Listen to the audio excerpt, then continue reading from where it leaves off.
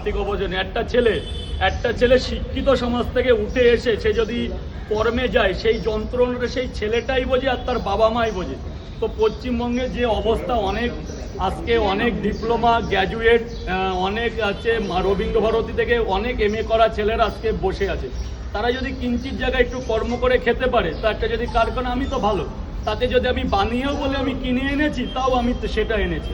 কারণ আমার দেখা দেখে আরও 5টা দোকান হয়, আরও 5 জন খেতেই তো আমার 10টাই শেষ। এরপরে যদি আরও একজন 2 ঘন্টা বেচতে পারে, তার তো জীবিকাটা চলবে, তার তো পরিবারটা চলবে। তা আমার কিঞ্চিত কথার জন্য হ্যাঁ আমি কিনে আনি, এতে যদি আরও 5টা দোকান আগ্রহী হয় তো আমার ভালো। আজকে পশ্চিমবঙ্গে কি আছে? নেই কোনো শিল্প, নেই, কি আছে দেখাও যে এই জিনিসটা।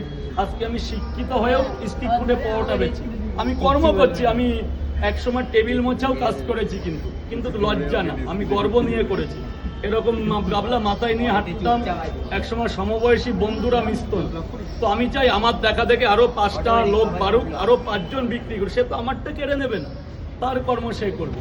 এরকম পরোটা যদি বলো রাজুদা একা, তা না, প্রচুর আছে। তুমি ধরো হাওড়া, হুগলি, এই আশেপাশে যাও, প্রচুর আছে। তা আরও 2টো দোকান হোক, তাতে কারখানা হলে আরও 2জন যেন ব্যবসাটা করতে পারে।